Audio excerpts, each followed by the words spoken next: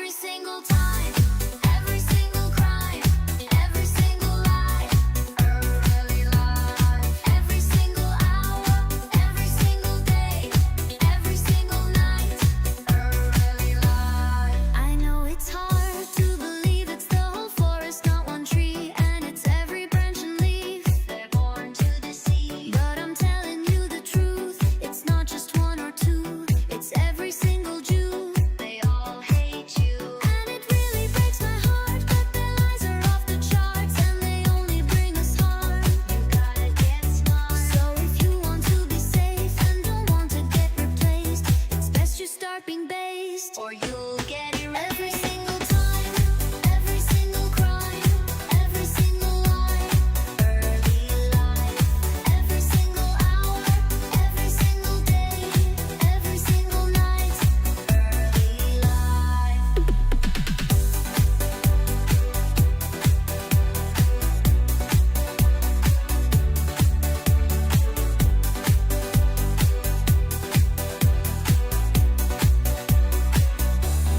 I know it's hard to accept that all the ones you've met lie with every single breath. They want you dead, but you must not be weak. Just open your eyes and see they always exploit the meek. See their parti, and it can make you cry to learn your life was full of lies and their face was a disguise. But you must fight. So if you want to live and protect all of your kin, you have to grow thick skin, or we won't. Every single time, every single crime, every single lie, early life.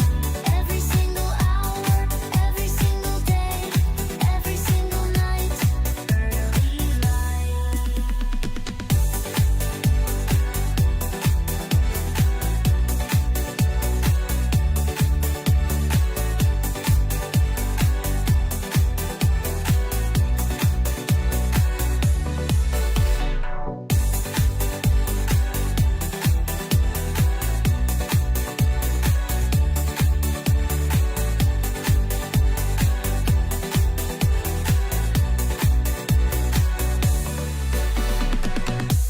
I got my $7,000.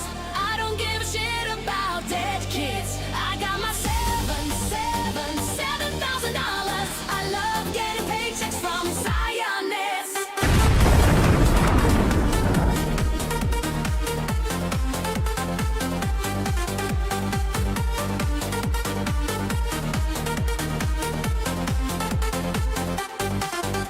I don't have any morals, I just love to get money. I don't care about genocide, I actually think it's funny. I can spell Jerusalem, I'll point to where it is, but I proudly stand with Israel as Apex, bitch.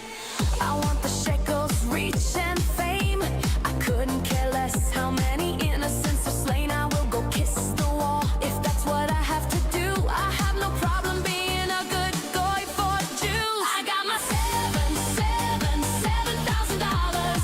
I don't give a shit about dead kids. I got my $7,000. I love getting paychecks from Zionists.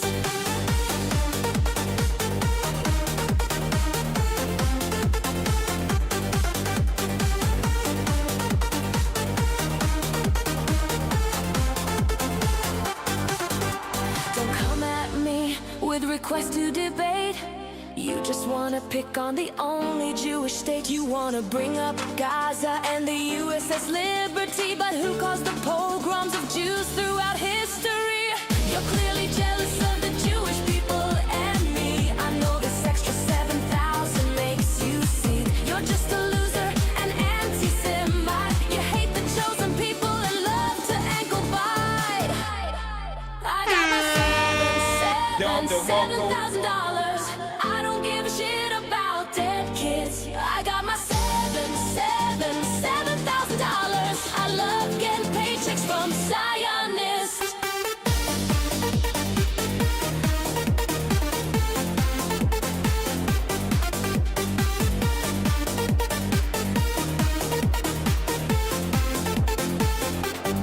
I got my $7,000.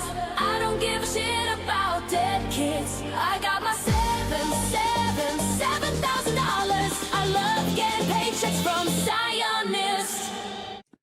All right, and we are live. What's up, guys? Welcome to the stream. Welcome to the stream. The mic is a little loud. We are here now. We're here.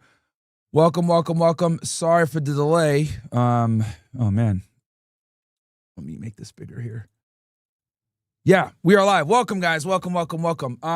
We got a pretty good week planned. I might. So tomorrow we have Devory Darkins on the show. For those of you that don't know, he has exploded in popularity over the past few months. Political conservative commentator. If you guys don't know who he is, I went and did a show a few weeks back in the great state of Texas. That was fun. And so we're going to have him on tomorrow.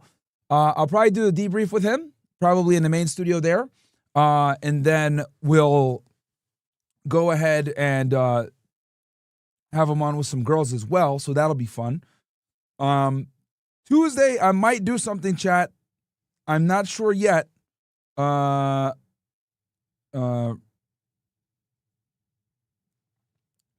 if I do what I think I'm going to do on Tuesday, it's going to be huge. So we'll break the internet. Let me look here. I think we got some super chats. Let's see. Okay, let me see here. We got Rumble account 98 says, "Hey Myron, can you finish the story of you eating tuna and sardines at the parties at college?" The stream cut off right in the middle of that story. It's on the next stream. I finished it on the next stream.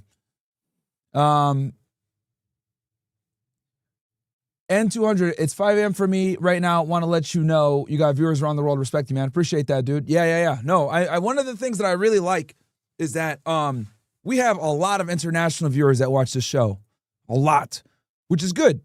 And that goes to show, you know, the international problem that is modern feminism, if we're going to be honest here.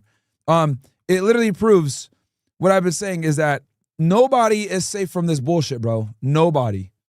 So, hypergamy takes no prisoners. So yeah. Let me, so I have a trailer here for you guys that I want to play. Hold on one second.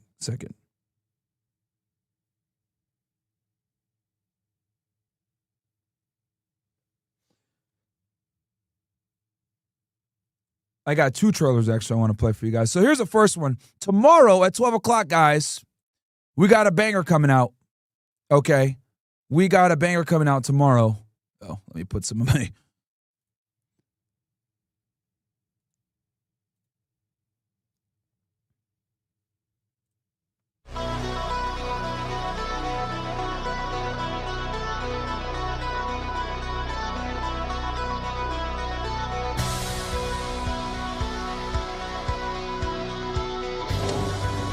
What's up, motherfuckers? How we doing? I know it's a crazy statement here, but I'm a Jew. Shalom. I don't really get what the purpose of doing the Nazi salute is. No fucks are given, man. No fucks are given. When it comes to like the Roman salute or whatever, aka this, the reality is that I think that nothing should be off the table when it comes to speech. Sometimes you have to push the edges of speech to ensure that we protect speech and be able to have discussions.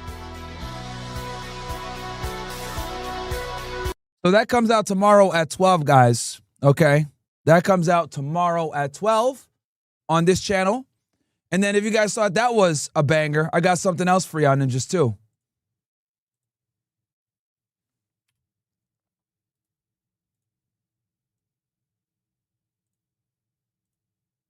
You guys get behind Candace, because I do think that the censorship hammer is coming. Not because they believed that what they were hearing was actually anti-Semitism or Jew hating, but to basically silence people. They were threatening people. They need to be afraid of regular Americans like you and me. They need to be afraid of us. They're going to use everything in their power to come and censor us, but they declared war against us, and I see that it's coming. You think your stupid little podcast is going to change the world like hell it is? Not if I and everybody else have something to say about it. A disturbingly anti-Semitic clip from an extremely popular podcast, Fresh and Fit. On Wednesday, Candace Owens went on an extended anti-Semitic tirade on her show. What made you say, I got to speak up on this? I want to get into heaven. And so the very moment that I know anything is true, I can't tell a lie. People kept saying that Tyler Robinson text messages sound fake. They didn't sound fake to me at all. And again, Candace disbelieves that because she's a lunatic. Nobody is going to emotionally manipulate me and tell me to attack Turning Point would be to attack his legacy. I shared the messages. He was having a ton of visions and was telling me that Turning Point was going to be death of him. He knew he was going to die young and strangely knew that I was going to be the only person to defend him.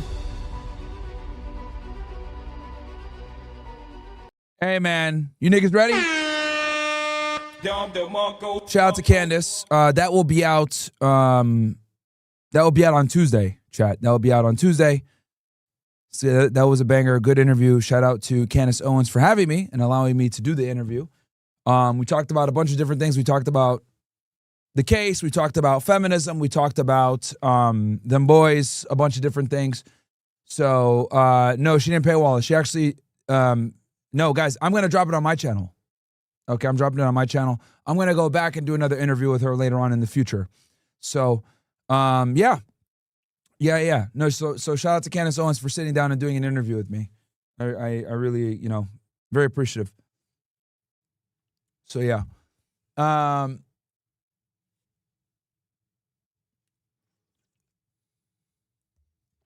So that's going to be a good interview. We sat down for like a little over an hour and chopped it up. And then this is going to come out tomorrow. The Ohio State. Okay? All my older people, you guys know what I'm talking about with that Jordan music, right? The Bulls 1990 shit. So yeah. No, man, I'm excited for it, guys. We are pushing, guys. We're making moves. Okay, we're taking names. People talk shit, but they can't stop us. They cannot stop us. I am more relevant than all my haters. So, okay, let me keep reading some chats here. Okay, Forrest Hustle says, do you have any idea when Candace Collab will be available? Yeah, you got you. The check came in from before. By the way, respect for having your Honda and feeling confident enough to not have to be a conformist for Hoser Society. Yeah, I don't drive anyway. Meta says, hey, Myron, thank you for everything that you do. Can you give us your thoughts on this? Okay, let me look at this status. Bro, you got to tell me what's in the thing, though. I don't like just like, you got to tell me what's in the link that you send. Oh, yeah, I saw this earlier. Yeah, this is what he's talking about, chat. Elihu Weinstein, who previously had a 24-year sentence for a $200 million Ponzi scheme committed by President Trump, has been sentenced 37 years in prison for a new $41 million fraud scheme. Yeah, bro. Not surprised. It's literally... Every single time, every single crime. Poblito says, bro, cooked that jeet on Kash so hard they are in India now, and she is now posting about religion as well. Yeah, bro. Gypsy Crusader collab on Tuesday? No, it's Candace. Myron, what's your music playlist at the beginning? That's all comes from Lucas Gage.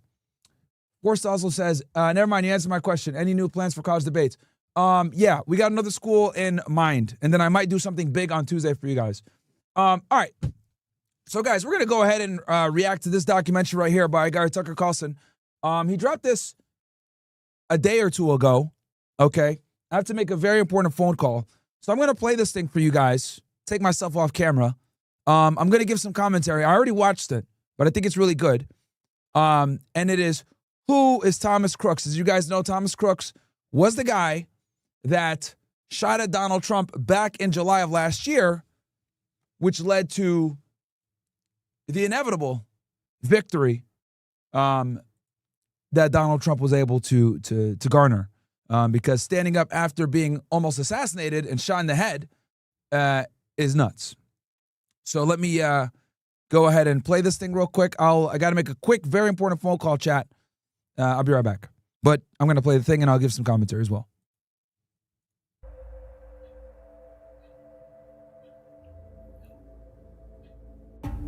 These are videos the FBI has worked hard to make sure you haven't seen. They're from the Google Drive account of Thomas Crooks, the man who on July 13th, 2024, showed up at the Butler County, Pennsylvania fairgrounds and tried to assassinate the frontrunner, Donald Trump. And look what happened to our country. Probably 20 million people. And you know, that's a little bit old, that chart. That chart's a couple of months old. And if you want to really see something that's said, take a look at what happened.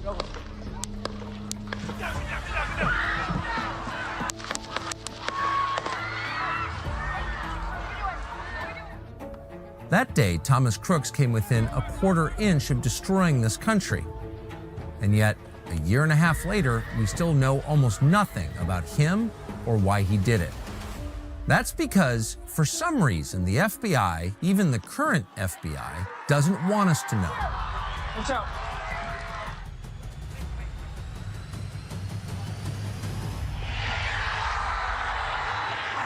Since the start of their investigation, the FBI has claimed that Thomas Crooks acted alone and that he was a virtual ghost online with no presence at all. Their only substantive claim about Crooks' motive was that he was a right-winger. We learned that from FBI Deputy Director Paul Abate, who said this to Congress just 1 month after the attempted assassination. Something just very recently uncovered that I want to share is a social media account which is believed to be associated with the shooter in about the 2019-2020 timeframe. There were over 700 comments posted from this account. Some of these comments, if ultimately attributable to the shooter, appear to reflect anti-Semitic and anti-immigration themes, to espouse political violence, and are described as extreme in nature. The social media account Abate was describing was Crooks' YouTube comments. When the FBI made that claim, we had to take his word for it. We have no way to check, but now we do. In September, we obtained hundreds of comments from Thomas Crooks' YouTube account. Since then, we've gone to great lengths to verify that they're real. We can now confidently say they are. These are genuine, written by Thomas Crooks. But although Crooks' comments are interesting and give tremendous insight into why he did it, they're not the only story. The other story, in fact, the far more significant story, involves the government, the DOJ, and the FBI, which have hidden from the public what they know about Thomas Crooks. The purpose of this report is to reveal details of Crooks' social media accounts and to confront a series of key questions. Why is the FBI keeping Crooks' views a secret? Why are they ignoring congressional subpoenas to divulge information? Why are they pretending that there's nothing to see here? And more than anything, what are they hiding? Before we present our findings, it's critical to establish how we obtained the comments and how we know they're real. In late September, we received a tip from a source. He told us he'd gained access to some of Thomas Crooks' accounts. He'd found these accounts by utilizing tools commonly used by private investigators. The key lead was Thomas Crooks' phone number. That was published in documents obtained by America First Legal. That phone number led our source to Thomas Crooks' primary email account, tmcrooks7@gmail.com. That in turn, he linked with more than a dozen other accounts. That list includes 2 foreign encrypted email accounts, AmericanGamer@gmx.com, a German website, and bcook@mailfence.com, a Belgian website. Crooks had a Snapchat, Tom_Crooks19, a Venmo account, Thomas-Crooks12, a PayPal account under the alias Rod Swanson, a Zelle registered as Thomas Crooks, as well as accounts on Discord, a Google Play account called Colossal Microwave, a Quizlet titled Thomas_Crooks, a chess.com with the same name, and 2 disabled Quora accounts under the handles Thomas Crooks8 and Thomas Crooks3. It turns out that Thomas Crooks was hardly an online ghost. He was active, and yet federal investigators lied and told us there was no trace of him online. Some of Crooks' accounts, like his Snapchat, appear to have been fully deactivated and completely taken out of use. Some of them may have been unused or cleared by federal officials during the investigation. We don't know because the FBI wouldn't tell us. However, our source was able to retrieve all data from Thomas Crooks' deactivated YouTube account, Tom Crooks 2178, visible to other users as Tom Crooks. This account includes his search history, his watch history, and 737 public comments. Another critical account, his Google Drive, is linked to an archive of Crooks' YouTube account. That's where our source obtained the videos of Crooks dry firing a handgun in his bedroom with paper targets on the wall behind him. But aside from the video evidence, the email addresses, and the phone number tying Crooks to the account, or the fact that most of these accounts use his actual name, there are other key details that support the authenticity of what we found. For example, this video's metadata shows it was filmed at Thomas Crooks's parents' home. And some of Crooks's YouTube comments are still available on Internet Archive sites. Crooks's YouTube channel was suspended on July 14th, 2024. That's the day after the shooting. Its offense, quote, violating YouTube's policy on violent criminal organizations. And though Crooks's comments are no longer available on YouTube, in many cases, the commenters who responded to Crooks are still there, and they match what we see on the Internet Archive sites. When you click on their tags of Crooks's accounts, YouTube takes you to a page that says, this channel was removed because it violated our community guidelines. In other words, there is ample evidence to support the authenticity of these posts. Our source figured it out. So did we. But when we reached out directly to the FBI to ask why the Bureau hadn't shared any details from the account with the public, the FBI responded by questioning whether we could verify the authenticity of the account. We were confused by this, considering the authenticity is self-evident. And of course, the FBI would have known that since the day of the shooting. What exactly is the FBI hiding? Here's what we do know. The digital comments we obtained were posted between 2019 and 2020, when Thomas Crooks was between 15 and 17 years old. They show two things. First, that Thomas Crooks was not some secretive lone wolf who never warned anyone that he was planning violence, just the opposite.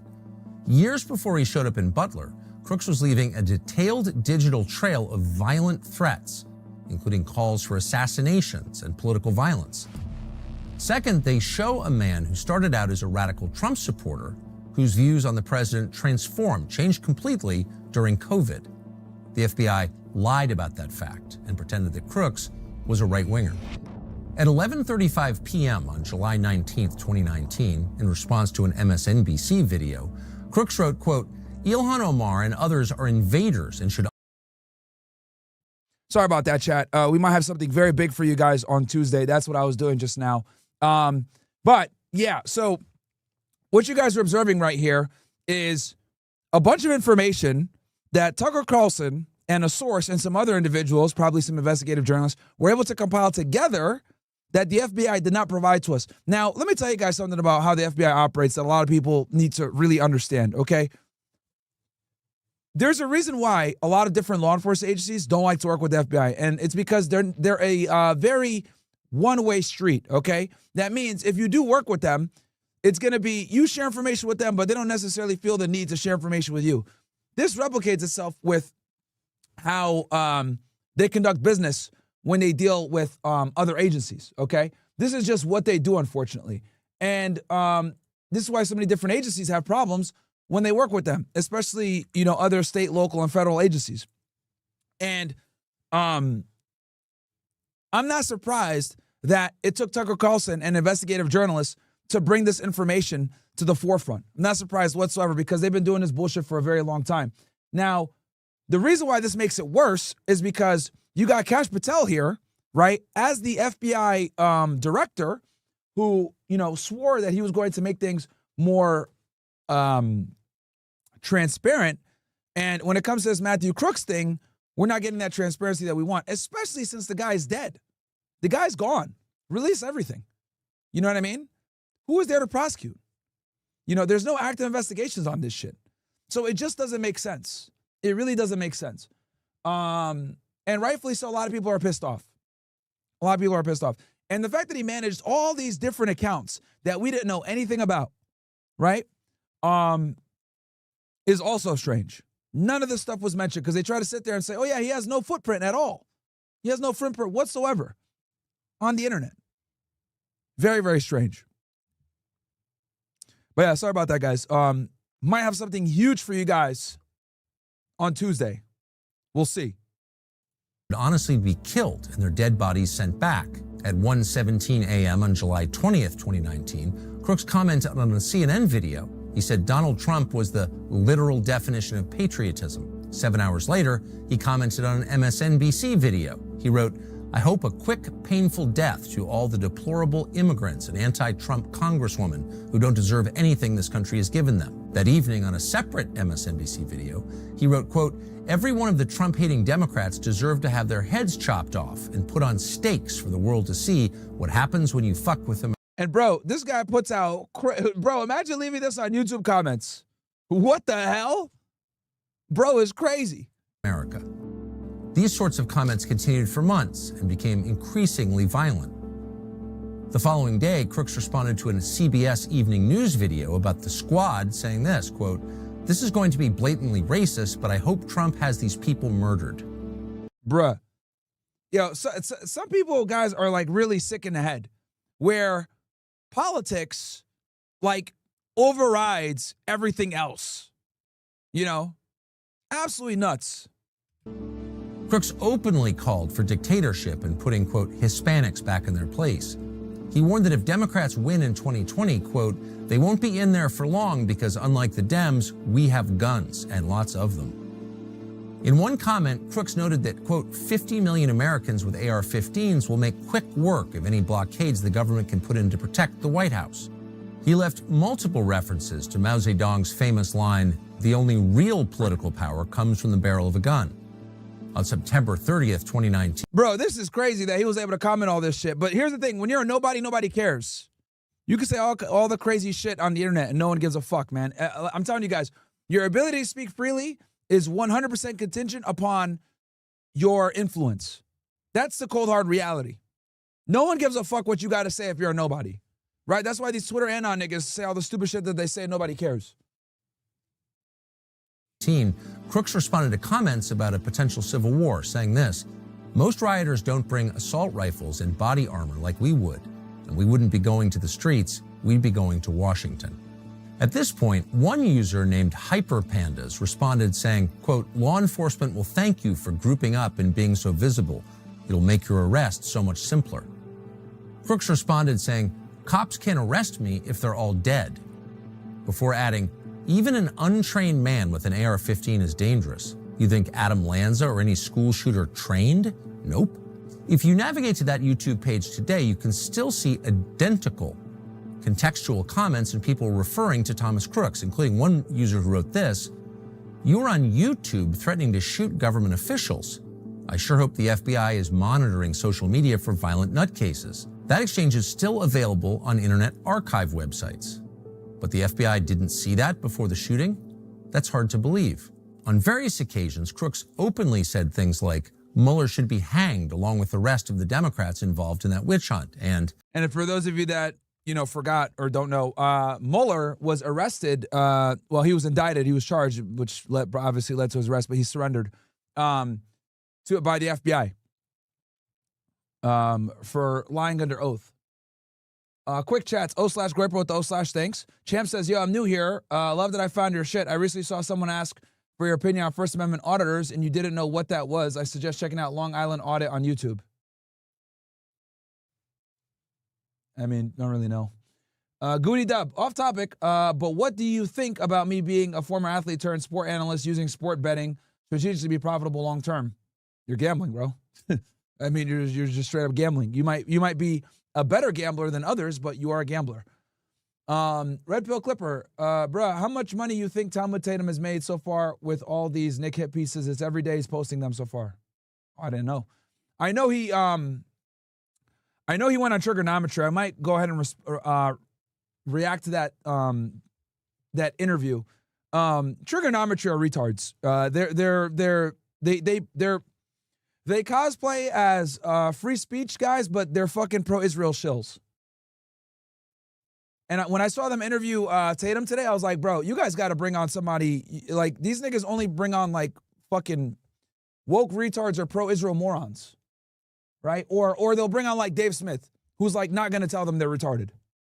You know? Like, Dave Smith is the safe person that people bring on whenever they want to have, like, a voice that's critical of Israel. And don't get me twisted. I like Dave Smith. I don't have a problem with him.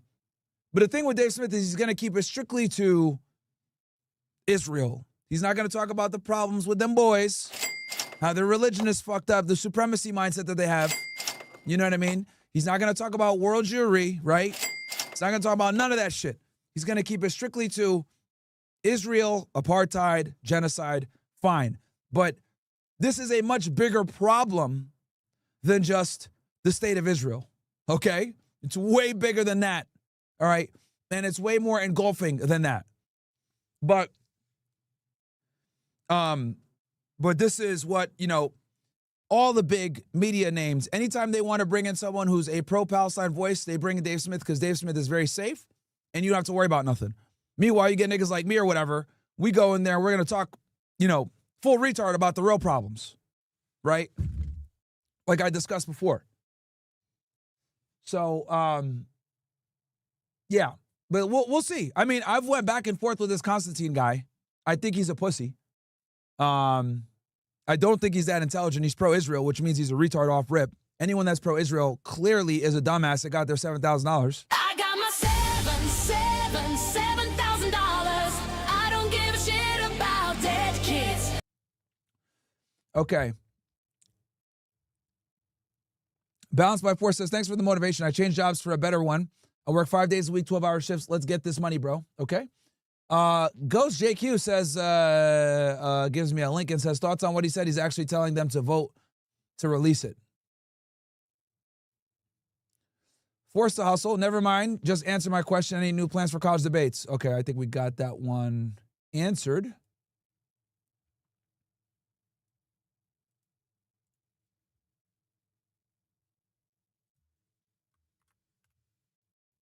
Yeah, we'll react to the,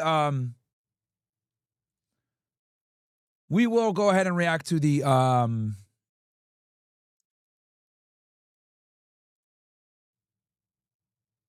sorry. Oh, yeah, the trigonometry discussion with Officer Tatum. Let me pull that up, actually, because I watched a little bit of it, and I was like, what the fuck is this, dude? And then I kind of just realized, like, these guys at trigonometry are basically, like, pro-Israel shills, dude. Oh, it was 2 weeks ago. Okay. The amount. I didn't even realize that it was so long ago. But yeah, dude, it's very frustrating because they're too scared to platform certain individuals that will go all the way. It's very annoying. Why tuna and sardines at parties? So that I wouldn't drink alcohol so that I could stay on my fitness goals. Benjamin Netanyahu, yo, Myron, where's that Frank? Frank is here. He's chilling. All right, let's get back to the Tucker stuff. I'm going to refresh the page real quick, guys. Give me 1 sec.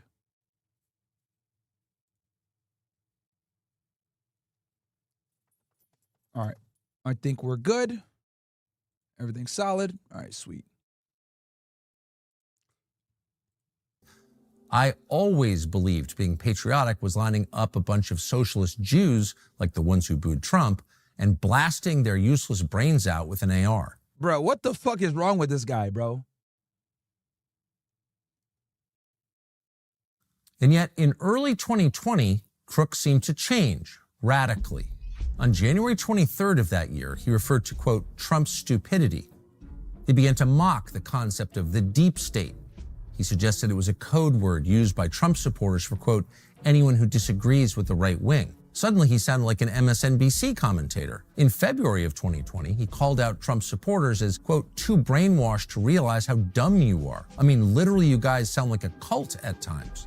That same day, he called Trump and his supporters, quote, racist. It was an amazing transformation. That April, during the peak phase of the coronavirus lockdowns, Crooks wrote, quote, it seems that you people don't understand that sometimes public safety comes before your personal rights. Are you personnel rights, bro? Didn't even spell it right. You not willing to quarantine one member of your family to save the rest? Okay, so we're starting to see the transition here.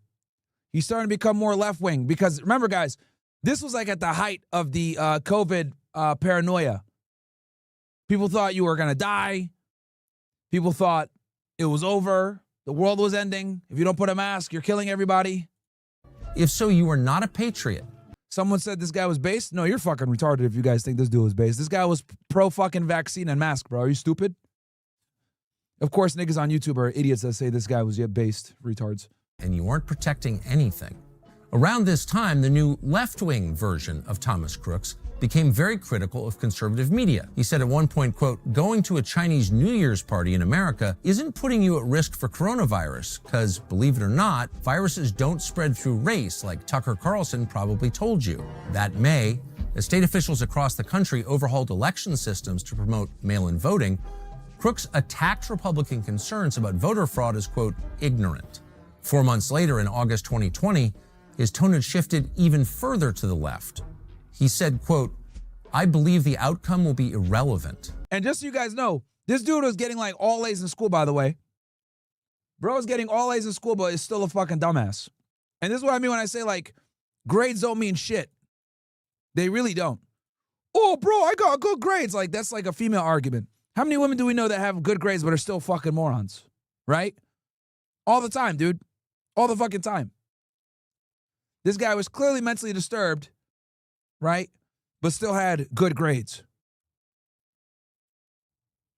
This is why I like, to me, I look at it like critical thinking is probably one of the most important things you can have.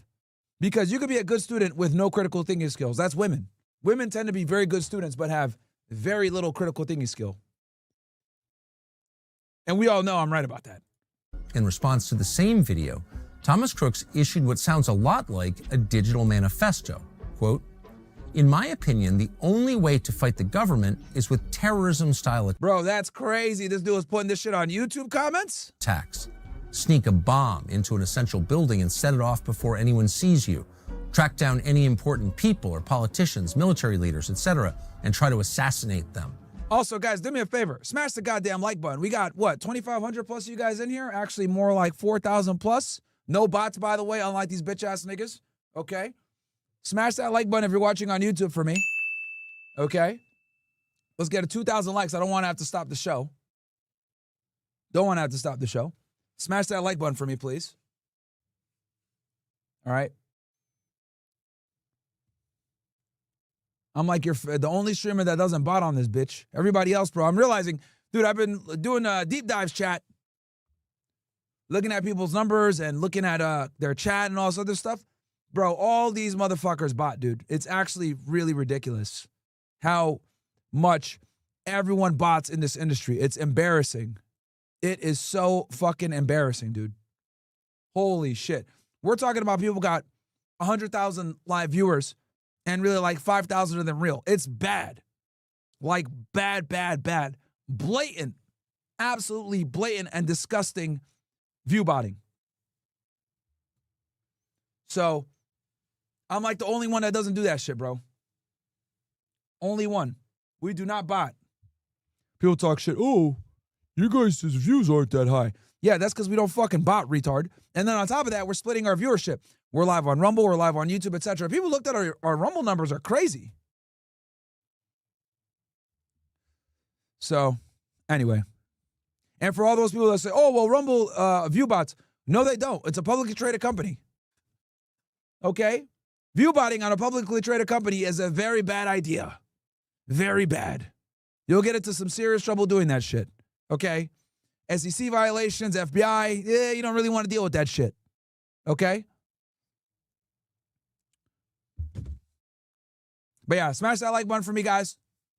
Let's get damn near 100% engagement, which we're often able to do because I don't fucking bot. God damn it. Let's hit 1,000, guys. We're at 787 right now. Any sort of head-to-head fight is suicide, and even ambush or surprise attacks likely aren't going to end well.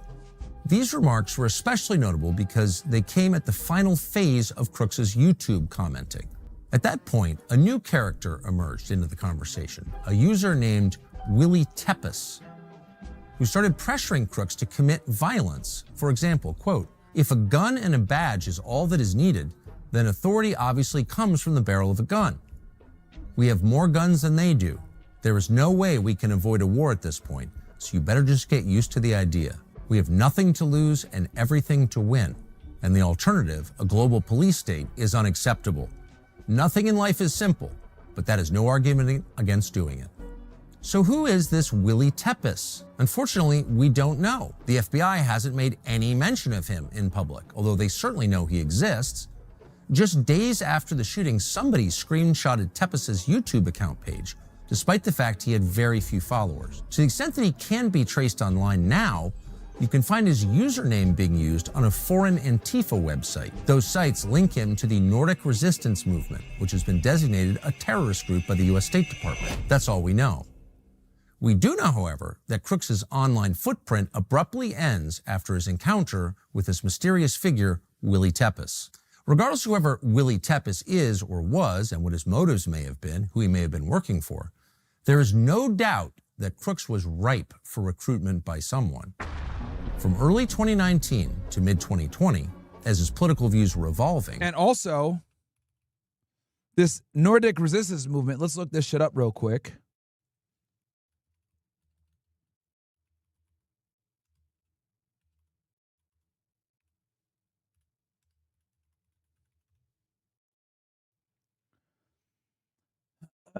Okay, so our NRM is a prominent transnational neo-Nazi organization operating in Northern Europe with the explicit goal of overthrowing democratic systems to establish a unified white Nordic ethno-state known as vile ideology, anti-Semitism, history of attacks.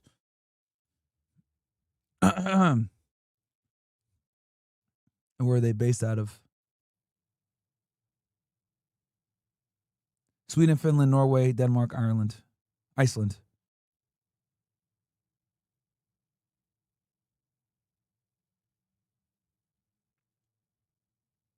Interesting.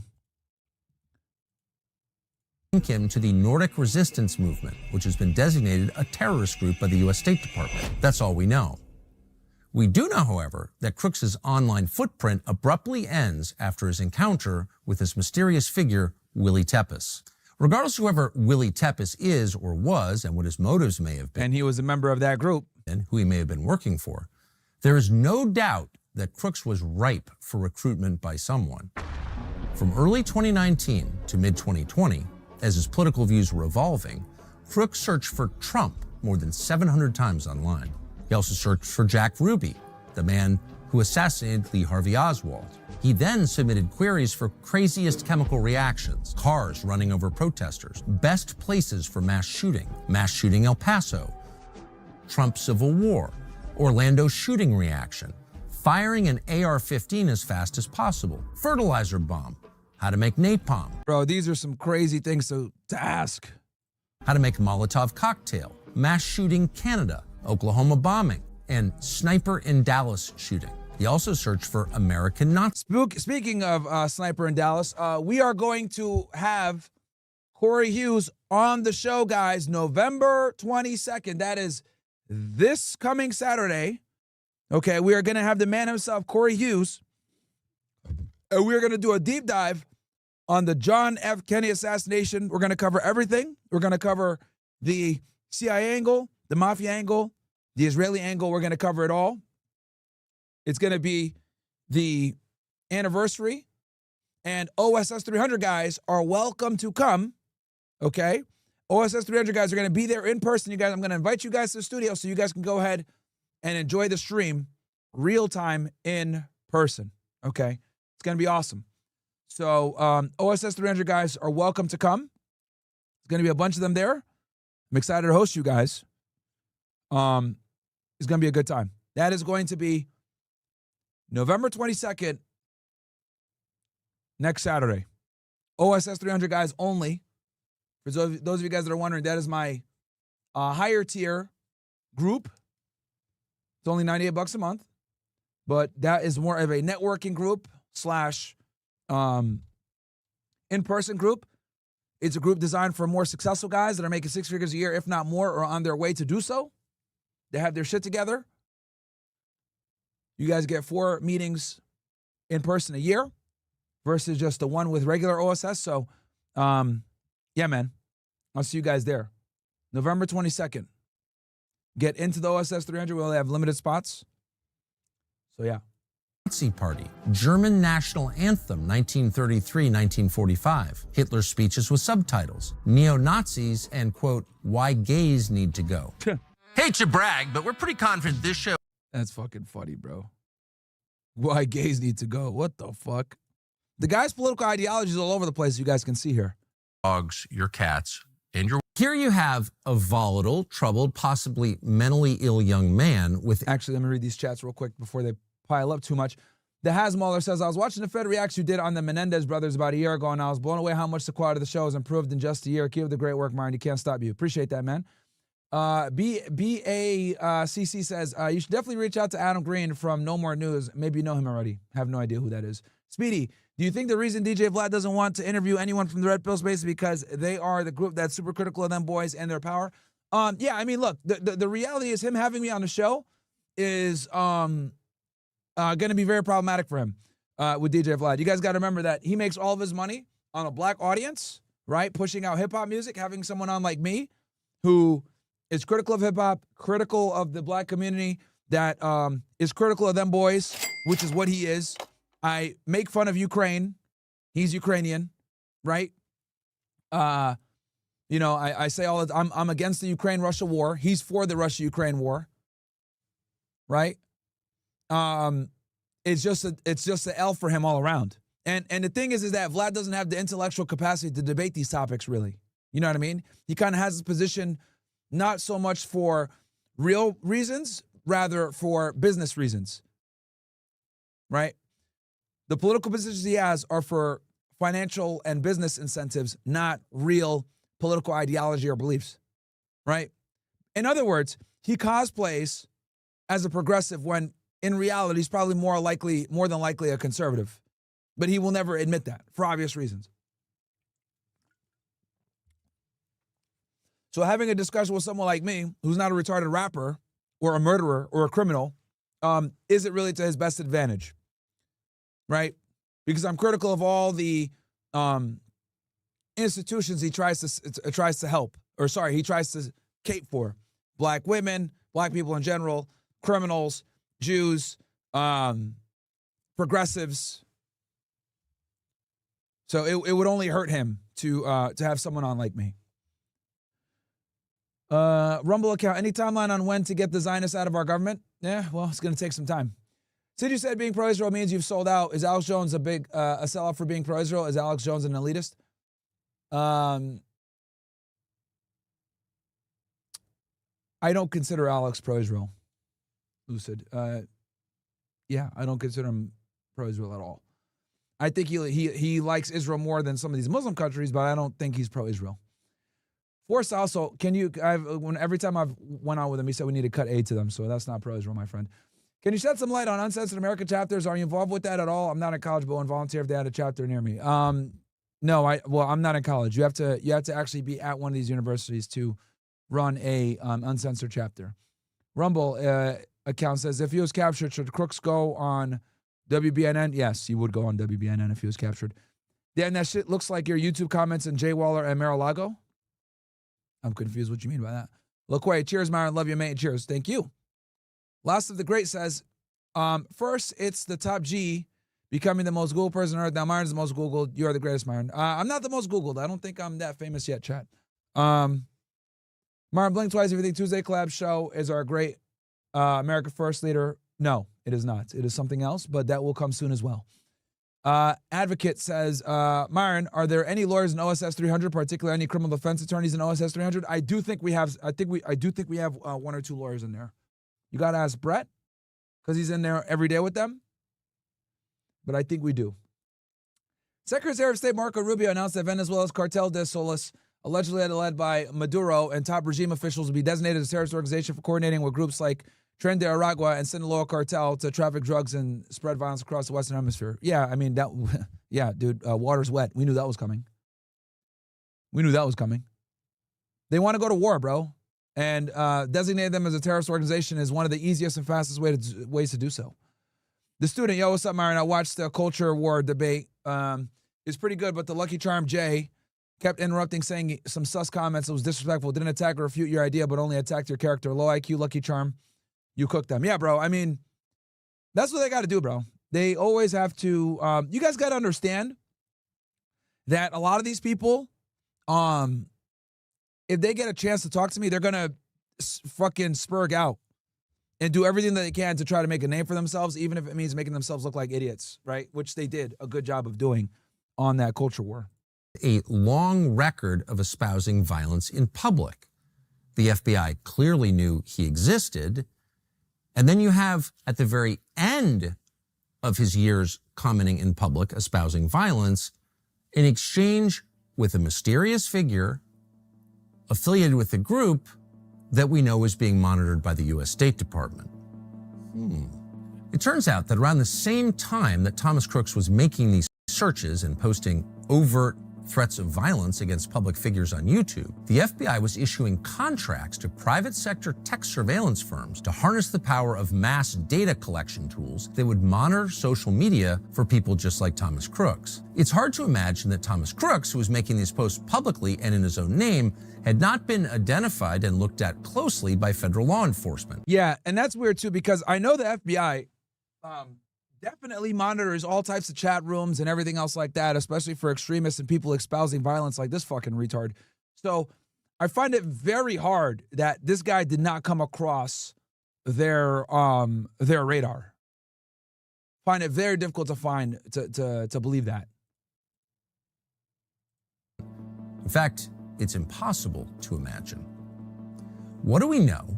Well, we know that the FBI had access to these YouTube comments, and rather than giving us valuable information about them, giving us a sense of why Thomas Crooks did what he did, they used a selective read of those comments to lie about what Thomas Crooks was thinking.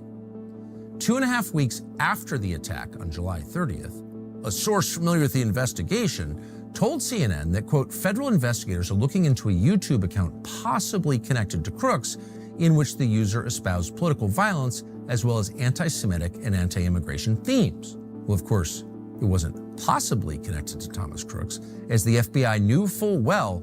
Also, if you guys want to get involved in the show and super chat in, MyronGainsX.com is up and live. You can donate on there as well, my friends. MyronGainsX.com. If you guys are watching on YouTube, because YouTube, I'm demonetized, you cannot send a super chat in through YouTube because YouTube sucks. And it fucking blows. Worst app ever. You can go ahead and get involved in the show if you're watching on YouTube via MyronGainsX.com, or you could join the OSS, only $1 to join. Use the code LYouTube, because YouTube is an L. And you can go ahead and get involved in the show that way, because I know a lot of you guys like to leave comments, etc. It was Thomas Crooks' account. There was never any question about that. And yet the same day, the FBI's then deputy director made the same dishonest claim before Congress. The week previous, then FBI Director Christopher Wray publicly questioned whether Trump was even... Remember, guys, these are all people from the Biden administration, okay? These are people from the Biden administration. These guys are not from the Trump administration, which, you know, has me a bit more concerned, because it's like you would think Kash Patel would come in and be like, all right, time to fucking put everything out. This doesn't happen under our watch, so we're going to get to the bottom of it, and they didn't. Shot. With respect to former President Trump, there's some question about whether or not it's... And we're still at 992 likes, but we got like 2,800 you niggas in here. Guys, smash that like button, goddammit. Smash that like button for me. A bullet or shrapnel that hit his ear. In February 2025, the New York Post reported that, quote, the FBI has obstructed efforts to solve the mystery of why Thomas Matthew Crooks, who left no manifesto, did what he did. And this fact, said the Post, left local law enforcement as well as Crooks' former friends, classmates, and teachers frustrated. The level of lying and obstruction is shocking. Less than a month after the shooting, Congressman Clay Higgins of Louisiana, a former police officer, traveled to Butler to conduct his own investigation into what happened. When he arrived, he discovered a disturbing fact. The FBI released Crooks' body for cremation 10 days after July 13th. This wasn't known to the public until Higgins arrived in Butler on August 5th, when the coroner told the congressman, quote, he would never have released Crooks' body to the family for cremation or burial without specific permission from the FBI.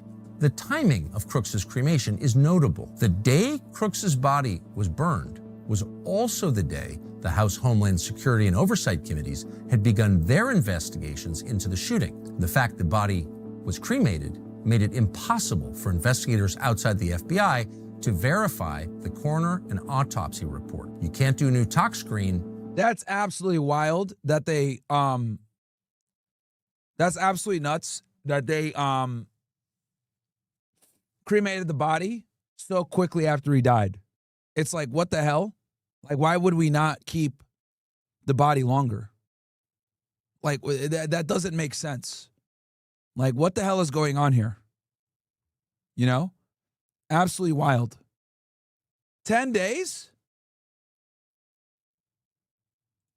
Discovered a disturbing fact. The FBI released Crooks's body for cremation 10 days after July 13th. This wasn't known to the public until Higgins arrived in Butler. Yeah. Nobody knew that. On August 5th, when the coroner told the congressman, quote, he would never have released Crooks's body to the family for cremation or burial without specific permission from the FBI. The timing of Crooks's cremation is notable. Very fucking weird, man. Very weird. And this case was extremely tight-lipped, man. Very tight-lipped. The day Crooks's body was burned was also the day the House Homeland Security and Oversight Committees had begun their investigations into the shooting. The fact the body was cremated made it impossible for investigators outside the FBI to verify the coroner and autopsy report. You can't do a new tox screen because the body doesn't exist. According to Higgins, quote, this action by the FBI can only be described by any reasonable man as an obstruction to any following investigative effort. Another notable detail is that photos from the day after the shooting show an FBI agent hosing down the site. I remember seeing that. Where Crooks died. High-level intelligence officials and congressional sources told us this is very strange, and that the FBI usually hires out crime scene cleanup to third-party contractors. But in this case, they did it themselves, leaving no blood and no tissue for anyone else to analyze. In the photo, the agent's shirt says he's from the Technical Hazards Response Unit. And there's different units in the FBI, guys, that handle, you know, like they got emergency response teams, like evidence response teams, etc. So this is not unusual for them to have different teams, but this guy cleaning up shortly thereafter is also weird. A unit that collects traditional forensic evidence contaminated with hazardous materials. After the shooting, the FBI sent Crooks's phone to the Bureau's laboratory at Quantico, Virginia. Agents there were able to open it in less than 40 minutes. Now, and the reason why, guys, probably they had to do that is because the phone, right? Whenever you don't have a code for a phone, it's a lot harder to get in there, okay? I remember when I was an agent, we would take people's phones. If you didn't have the code and it wasn't unlocked, it makes it 10 times harder to get in there because you have to attach it to a device called a Cellebrite, which we're going to talk about here in a second. But a Cellebrite is basically a device also made by the Israelis that basically what it does is it uses a bunch of different sequences of codes on the phone without triggering the 10 limit attempt lock, right? If you have an iPhone, for example, and you try to break in 10 different times and you put in the code in wrong, the phone wipes automatically or automatically locks forever, right? The Cellebrite does it in a way where it does different sequences and tries it without triggering that effect on the phone. Now, this takes a lot of time, right? Depending on the model of the phone, etc. Typically, the newer the phone, the harder it is to break into. The older the phone, the higher the likelihood. So they were able to get in pretty quickly. 40 minutes is fast. Now, this is obviously at the FBI. They sent it all the way to Quantico, which is like their lab, okay, to be looked at. But they're able to get in there quickly, which is a good thing. Using technology. And the other reason, too, is because the guy was using encrypted applications. So when you use Telegram or Signal, etc., especially if they have erased messages, the only way you're really going to be able to get in there a lot of the times, guys, and like see what they're saying is you have to get into the phone to read the messages. Okay, especially with these encrypted apps like Telegram, etc. You need to be able to get in there and actually open up the phone. From an Israeli tech firm called Cellebrite. According to the Post, FBI officials who served under... It's called Cellebrite, not Cellebrite, but hey, it is what it is. Tomato, tomato. President Joe Biden accessed Crooks's phone. I've used Cellebrite many times. Phone, computer, and his encrypted messaging apps in Belgium, New Zealand. That is the main software that they use to dump your phone and do an extraction. It's the main thing that law enforcement agencies use. And Germany. Yet none of the online activity the FBI has discovered was referred to in any way in the final congressional report that was released in December of 2024. By the way, why do we still know nothing about that guy in Butler? What's going on? There's Elon Musk high off his fucking mind. That's why he's wearing sunglasses, by the way. It is nuts to me that this fucking guy was like damn near like the president #2 for several months. Right? I'll give him credit though for opening up X and making it more free speech. I'll give him credit there. Also, just so you guys know, tomorrow at 12 o'clock, we got a big fucking video coming out for you guys. Okay? Big video coming out tomorrow.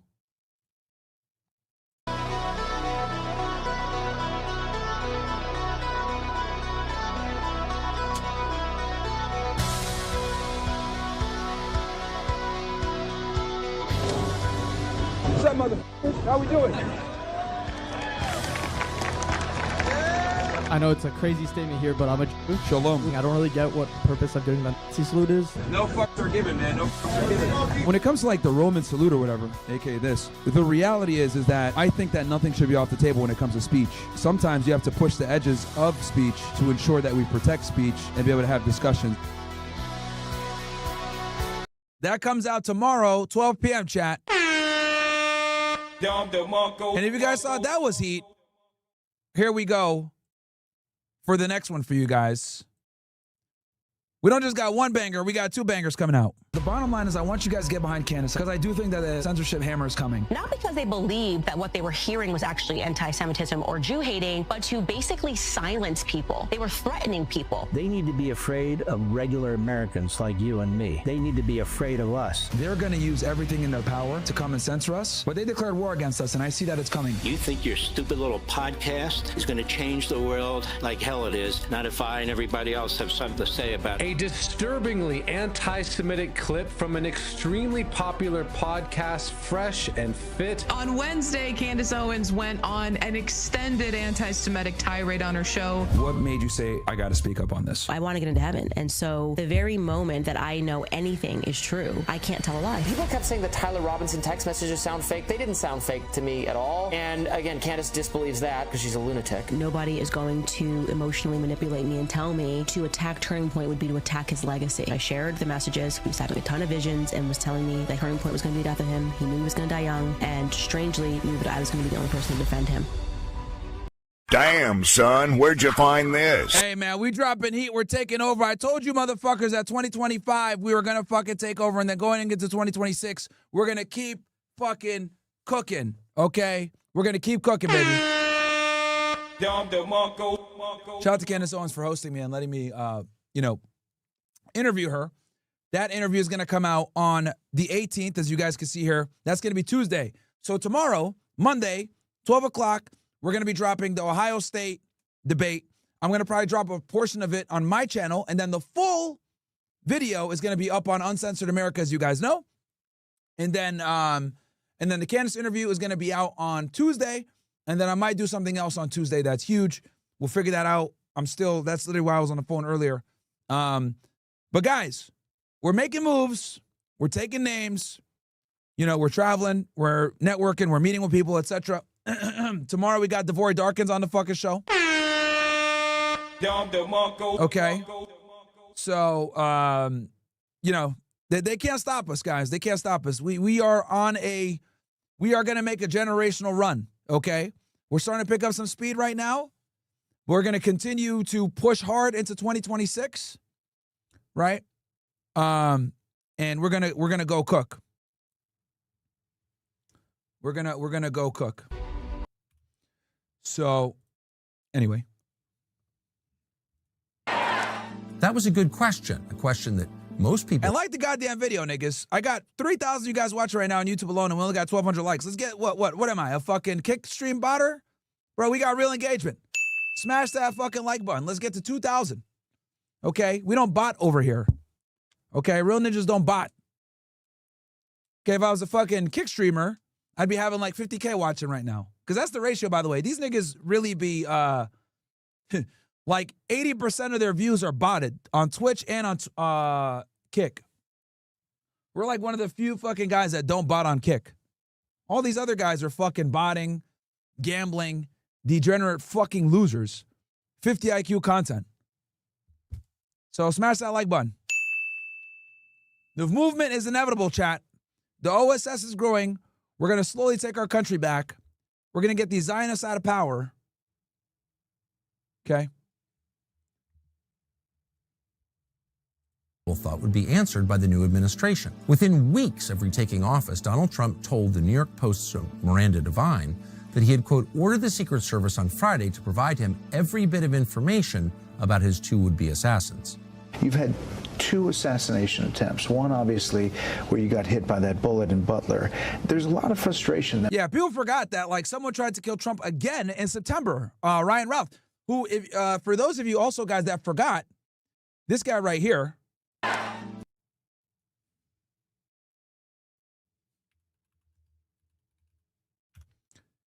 he got found guilty. Okay? He actually got found guilty, this guy. In Florida, a jury has returned a guilty verdict in the trial of the man He had a trial like last month, if I'm not mistaken.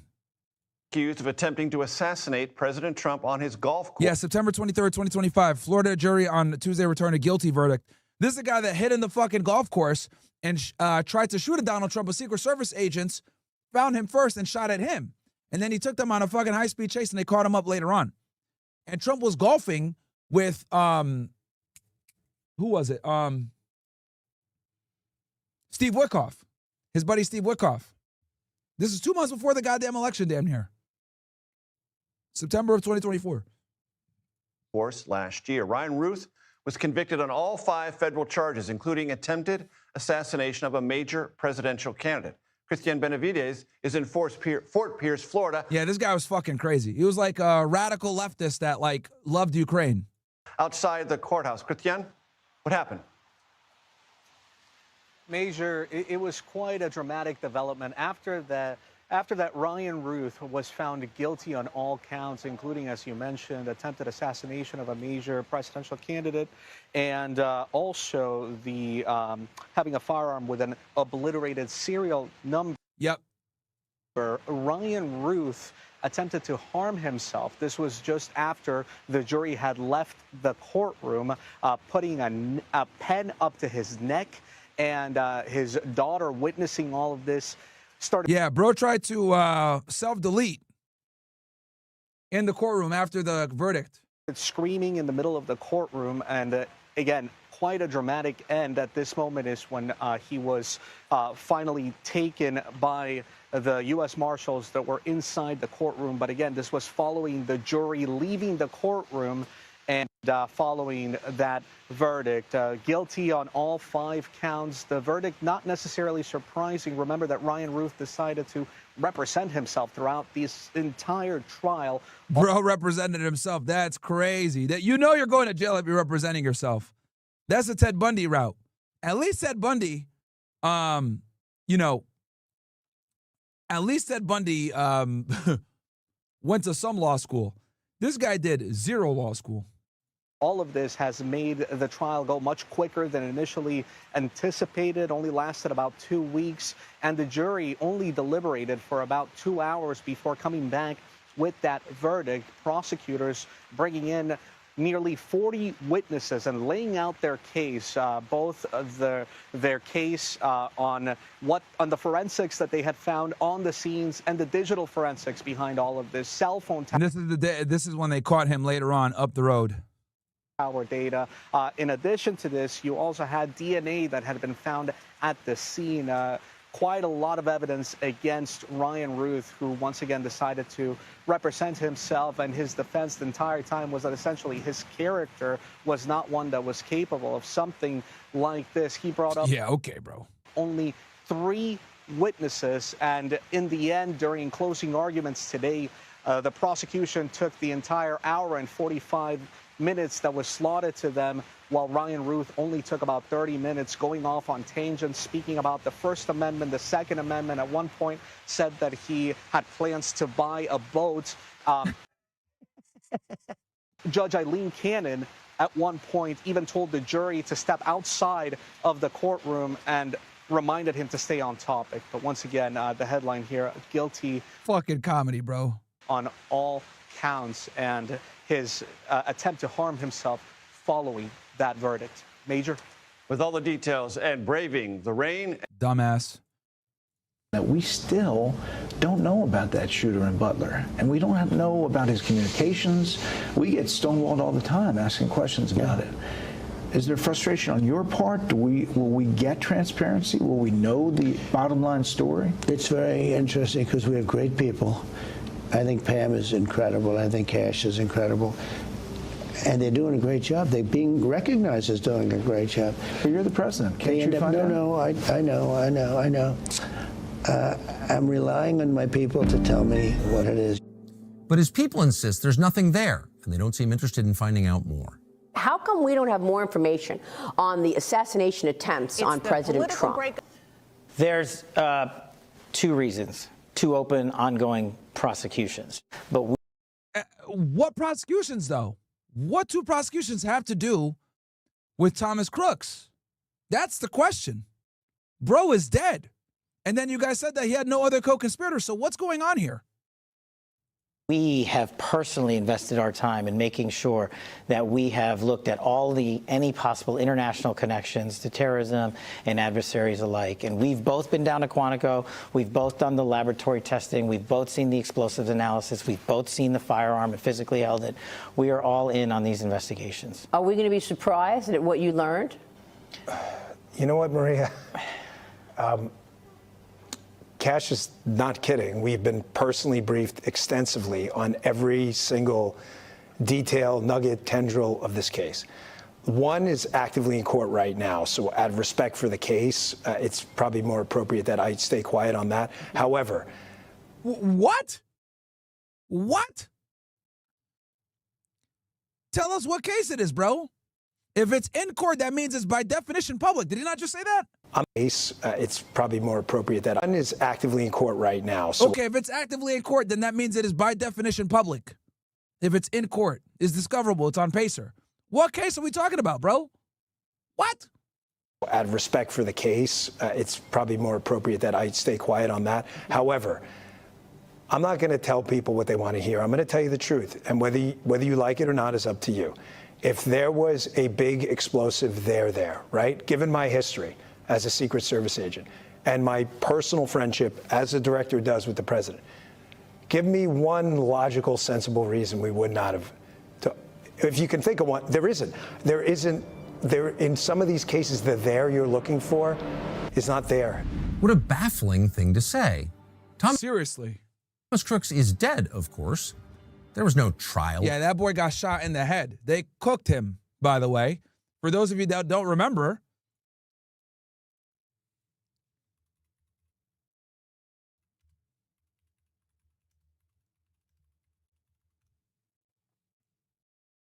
That shot placement has to be absolutely precise. It is exactly what these counter snipers train to do. But this was the first time in history, according to a former senior agent, that a Secret Service sniper killed a would-be assassin. But clearly a shot too late. In the moments leading up to the deadly shooting, you can see those two counter snipers scanning for threats in their positions on the rooftop behind former President Trump. Their high-powered rifles appear to be pointed in the direction of the gunman's position on an adjacent building overlooking the rally. Within seconds, chaos. He's going down!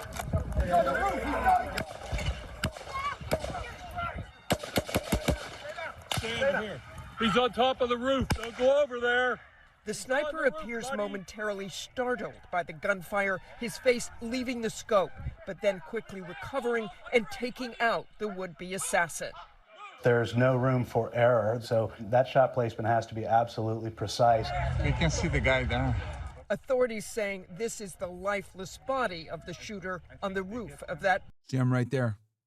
See if I can make that bigger for you ninjas. Building. According to a former agent, Secret Service counter-sniper teams should have scoped out and advanced all those areas where there were potential threats beforehand and known what the line of sight to Trump could be. The fact that somebody was able to get within 200 yards with a rifle and be on an exposed rooftop, be seen by other people there, be seen by where it should have been cameras and drones and many other things in place to watch for that, something broke down. That shooter with that rifle should have never been that close to the former president of the United States at a venue like this. So let's bring in Martha Raddatz on that point tonight. And Martha, you said it would be up to a Secret Service sniper team to have aim and fire off rounds that were active with a rifle, get in position. So he looks up, he sees the shots, looks up, goes back in. To shoot, take aim, and then he took a couple of shots. You can see the gun pushing back because it's so fucking powerful. Fire off rounds the recoil. that were accurate enough to come very close to killing former President Trump, David. And Martha, you've covered so many of these political rallies yourself. I've covered them as well, and we've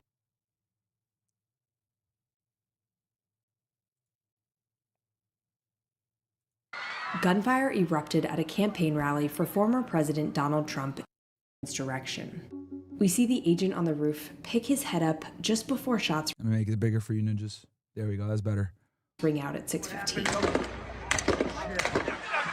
Secret Service agents rush to pull Trump to the ground.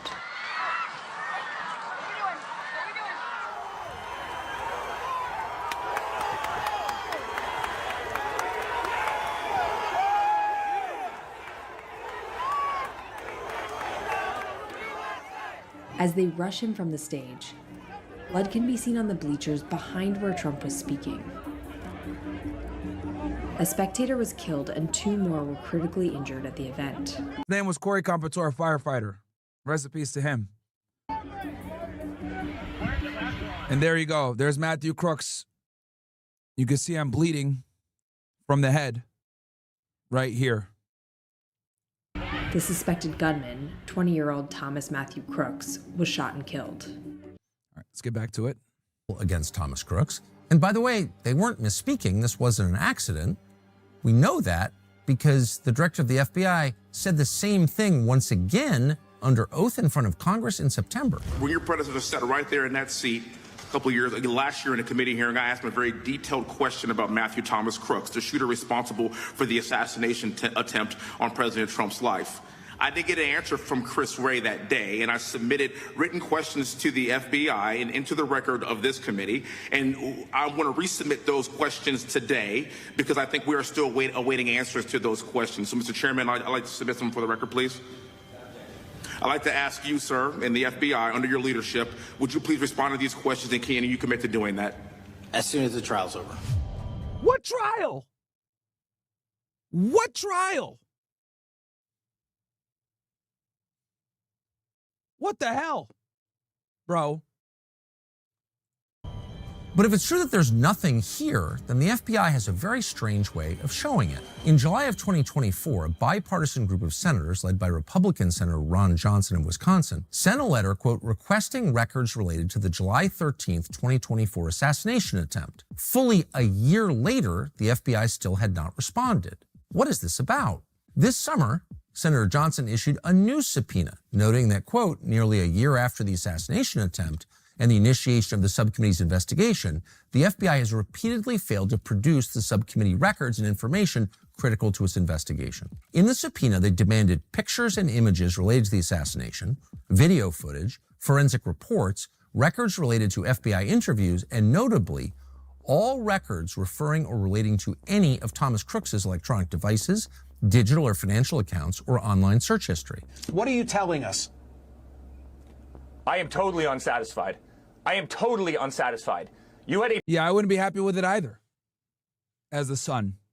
Bros try to fucking kill your dad. You don't know shit? person with a modern rifle, modern scoped rifle at 130 yards who shot at the former commander-in-chief of the United States and a guy who was going to be, by all accounts at that point, the future commander-in-chief. And then they tried to kill my father 8 weeks later, you know, at his golf course in Palm Beach County, a golf course that I run every single day. I am totally unsatisfied that we have one picture of that shooter. The guy looks like he was 14 years old in the picture. We know nothing about him. We know nothing about him.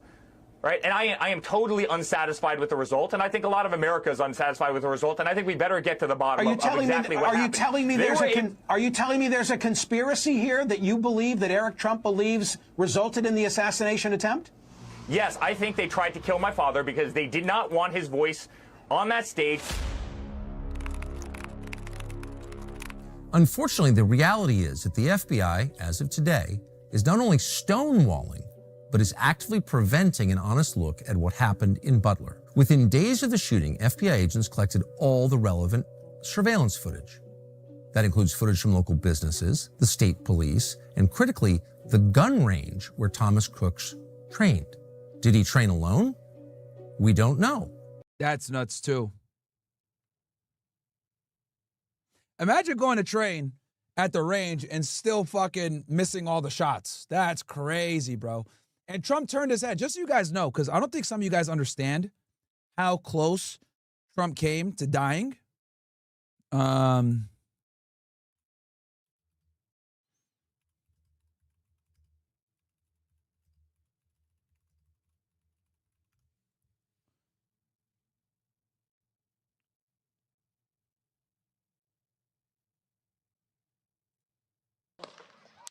The shooter, 20-year-old Thomas Matthew Crooks, was able to get to the circular. Well, that's an ugly nigga, bro. Goddamn.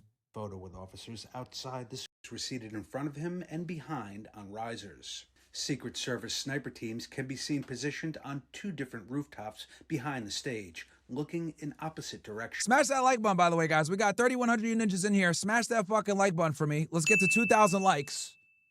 All right? 2,000. Otherwise, I will end the YouTube stream. At 6:09, witnesses spot a man climbing the roof of a 1-story building, about 147 yards from the stage. Officer, people in our country that shouldn't be here. Dangerous people. Criminals. A local That immigration chart that he was looking at literally saved his life, bro. Incredible. officer climbed to the roof to investigate, but fell after losing his grip. Trump continued his speech and turned to the right to point toward Monumental failure by the local police and Secret Service, by the way. Should have had a guy on that fucking roof. Ridiculous. towards a screen displaying border crossing numbers. At 6:11, 3 shots are fired. Secret Service agents pile atop the former president. So those were the retaliatory shots from Secret Service after that. 5 more shots are fired. About 10 seconds later, a Secret Service sniper fired back with 1 shot, hitting Crooks in the head and killing him. 3 spectators, seated in bleachers between where Crooks was positioned and where Trump was standing, were hit. Corey Comparator, a 50-year-old former firefighter, suffered a fatal shot. About 1 minute after the shooter is hit, the Secret Service say he is down. Trump is taken off stage, stopping to pump his fist and yell to the crowd. Let me see if I can get the other.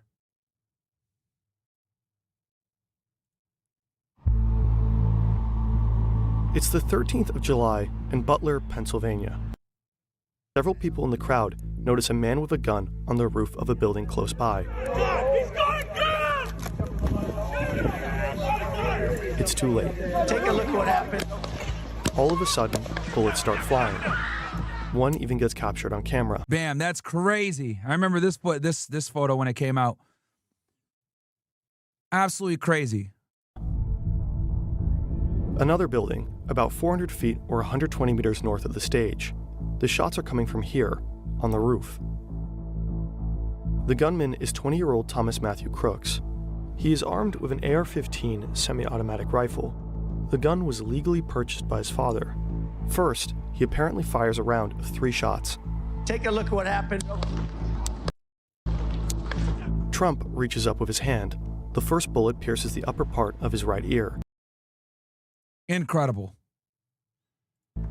He will later say that turning over to the right at that exact moment prevented the bullet from hitting him right in the head. Exactly. Because you can look at that immigration chart. He ducks down behind the podium, and within 3 to 4 seconds after the first shot, Secret Service agents swarm the former president and shield him with their bodies. Crooks opens fire again, immediately, with 5 more shots. Right before the first shot by Crooks, one of the snipers on the left roof behind Trump seems to detect the gunman and prepares to return fire. Take a look at what happened. Some outlets report that these snipers killed Crooks, while the Secret Service confirmed its personnel neutralized the shooter. We could not corroborate that it was in fact these specific agents. The gunman also hit spectators on the bleachers. One man died, 50-year-old Corey Comprador. 2 others were critically injured. With Trump's microphone still on, we can hear the tense exchanges among the agents. Moving to spare. Hold. When you're ready. On you. Ready. Move. Up. Move. Go. About 42 seconds after Crooks opened fire, they confirm the shooter is down. Are we good? Shooter's down. Are we good to move? We're clear. Let's move. We're clear. They prepare to escort him to an armored vehicle. Come on. Let me get my shoes. I got you, sir. Let me get my shoes, sir. Hold that in your head. It's bloody. So we gotta move to the bus. Let me get my shoes. Okay, my shoes down. Trump being the showman that he is, he puts his fist in the air. Watch out. Wait. In about 75 seconds after ducking to the ground, Trump raises his fist. He's mouthing the words, "Fight, fight, fight." The resulting photos immediately travel around the entire world. And at that moment, my friends, he won the election. He won the election at that moment. Even Hassan Piker's bitch ass was like, damn, we lost. The crowd starts to chant for the former president. It's going to go down in history, my friends, and we all witnessed it. I remember this day vividly. I remember I jumped on stream when this shit happened. As he leaves the stage, bleeding. Trump is then rushed to a hospital. Later that night, he is flown to New Jersey. He appears to be well. And then he gave his first speech at the RNC, which I was at, and I remember that. And this, guys, is how close the bullet came. Look at that, dude. That's how close the fucking bullet came, chat. When he turned his head. Absolutely nuts. Shout out to Farm Patel for giving me that link. But there it is, my friends. Crazy. Anyway. Because to this day, the FBI refuses to release the footage. They confirmed it exists. They confirmed the existence of one gaming account, and then publicly said a few days later the account wasn't real. Was that incompetence? Guys, we are still not at 2,000 likes. Smash that like button. We got 3,200 of you guys in here. 50% engagement, which is trash because we don't bot over here. You guys know how it is. I need you guys to smash that fucking like button on YouTube. Okay? Smash that like button. In the meantime, I'm going to read some of these chats.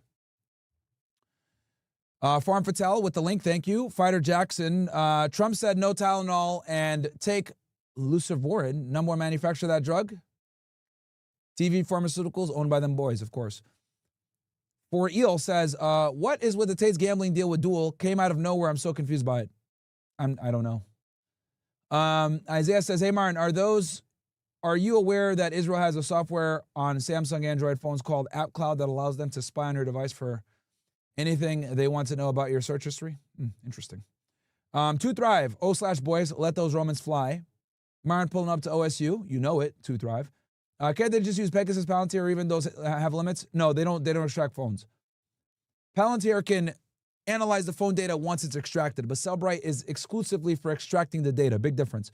Thomas Rushmore, Christopher Wray was appointment by Trump, which almost makes it sketchier. Seems like they're all covering things up on both sides. Would it be legal for DNI to release classified files? Example, Tulsi Gabbard releasing the high-side Epstein files. You said those are the files we want to see, right? Yes. She would need authorization from Trump, though. And, yeah. Oh, it says Vasquez. You think there are FBI currently monitoring this chat? Only if there was violence. Adam Russell, W. Myron, WOSS, thanks. Lucid. Alex is claimed to be pro-Israel. However, I get what you mean. Yet again, I still remain very skeptical, especially after Alex and Owen broke up. What? I'm confused. Alex who? Capitalist Joker. In addition to pro-black degenerate rap culture, Vlad is a liberal, big pornography fan, but worst of all, he wears tacky, expensive designer clothes and speaks with a black American accent. Yep, he does. He does. There's no way he's going to platform someone like me on there. I'd have to reach a level of fame that he can no longer deny, like they did with 6ix9ine. The Student 100, yo, what's up, Myron? I watched the Culture War recently. Okay, I read that one.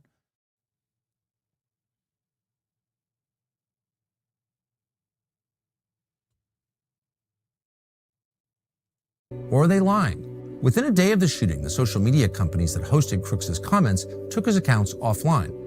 In some cases, the records of those comments in the Internet Archive were also erased. Did the FBI order that too? What we do know is that on the day of the attacks, Thomas Crooks got extremely lucky, miraculously lucky. After he arrived at the Butler County Fairgrounds on the morning of the shooting, Thomas Crooks conducted surveillance by flying his drone. And that's absolutely nuts that he was able to fly his drone with no fucking challenge. Over the rally site. He flew that drone for 11 minutes. It just so happened the Secret Service's anti-drone system were down at exactly the same moment. What are the odds? Later that afternoon, police officers saw Crooks loitering with a backpack and a rangefinder. They identified him as a suspicious person, which he clearly was, but quickly lost track of him. And so Crooks climbed to the top of the American Glass Research Building. That happened to be the only building in the area that did not have a video surveillance system. It was also, remarkably, inexplicably, outside the Secret Service's security perimeter, despite the fact it was very close to the stage. 2 local police officers assigned to the building saw Crooks, but they didn't report him. A third officer who was supposed to be there left early. At 6:11 p.m., Crooks opened fire from the rooftop. Take a look at what happened. Within the vacuum left by the FBI and its total unwillingness to explain what had happened, the media were able to leverage the shooting to serve its own political ends. On ABC, we learned that this happened because, of course, every time there's a shooting, chat, every time there's a shooting, the Democrats use it to say, "Oh, bro, we need gun control. We need gun control." Guys, we're at 1844. Now I got to hold the show hostage. Okay. We're 1844. Let's get to 2,000 ninjas. Let's get to 2,000. Smash that like button. Let's get to 2,000. And I know a lot of you guys are saying like, oh, this could have been, a fake shooting, whatever it may be. Look, that's not what we're here to debate. I'm here to talk about, obviously, there's a lot of holes in this situation. The FBI is not being transparent, which, that could lead credence to your conspiracy theory. I'm not disputing alternative narratives at all. We're just analyzing the facts, and there's some definite problems here. So, yeah. But yeah, smash that like button, guys. We're 100 away. We're at 1902 right now. Let's get to 2,000. Keep the show going. While we wait for you guys to get to that 2,000.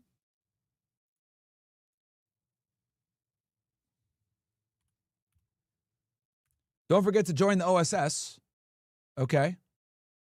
Where the real niggas are at. It's a quick word from our sponsor. They banned me on Instagram. They demonetized me on YouTube. They banned me on Facebook. They banned me on Twitch. The ADL and the SPLC put me on their hit list, as well as Media Matters. That tells you everything you need to know. They don't want you to hear what I have to say. And that's exactly why the OSS Army exists. The OSS is my uncensored army, where the truth prevails over all the lies. But OSS isn't just content, guys. It's a movement. It doesn't feel like a group. It's a force. It's an army. Inside the community, you connect with like-minded individuals that aren't afraid to question the narrative. 46,000 plus strong, pushing towards 10,000. Every new member makes the message louder, and they can't censor all of us. This is where you can speak freely and not have to be worried about being judged, fired, labeled a hater, anti-Semite, misogynist, or any of these other stupid-ass buzz terms that they like to use for people that are critical thinkers. The movement goes beyond the live stream. We build a community. We're able to have discussions. We're able to go ahead and interact with each other the way that we want, where we don't have to worry about censorship. We have a Telegram group where you can connect with like-minded guys. We have a Discord that's completely free, and we do one annual meetup per year in Miami on 420. You'll also get access to exclusive live streams you won't find on YouTube, call-in portions of the show, and other goodies that you won't find anywhere else. And even the merch is a part of the mission. But it's not about fashion. It's about an identity. You have the ability to think critically and challenge the narrative. High quality Nike gear, and not ridiculously branded, that allows you to identify each other without being too overt and understanding that you know what the hell is up. So you can go ahead and move covertly with your red pill awareness compared to other blue pill normies. All of this for just $10 a month, or you can join for the year. Use JFK 911 as a promo code, and you get in for $50 for the year. This isn't just content. It's resistance, it's culture, and it's freedom. It's the OSS Army. And I forgot to tell you niggas, we got a new fucking shirt in stores right now, by the way. Right here, Back to the Kitchen, niggas. Okay? Back to the Kitchen is officially live. All right, we hit 2,000. I forgot about this shit. Nike Dry Fit. It is in stores. I'll drop the link for you guys in here. Forgot that we dropped this shit. So, yeah. And I do think that we might have a promo code. OSS 300 guys have a promo code. I don't know if regular OSS guys do. But yeah, there it is. Back to the kitchen, niggas. Right? We have a bunch of other fire-ass merch as well. We got the hoodie, Back to the Kitchen. Hofax, Cookie Monster, Let 'em Cook. Right? We got a beanie now, too. MGX beanie. I'm going to wear this shit when I'm up in... when I'm out there, because I was freezing my ass off in Ohio, and I realized, yo, Brett, we need fucking beanies, bro. So, merch is out there, guys. Tree of Liberty, 110, Cookie Monster, Hofax, MGX, all that shit is out. And then we got, obviously, the Real Niggas Recognize Real Niggas, which I got on right now, by the way. Shout out to my guy, Hayden, over from Woman Propaganda. So, yeah. Myron Gaines X Store, guys. Get in there. Get in there. Also, while we're at it, another thing, we got a big one coming tomorrow at 12.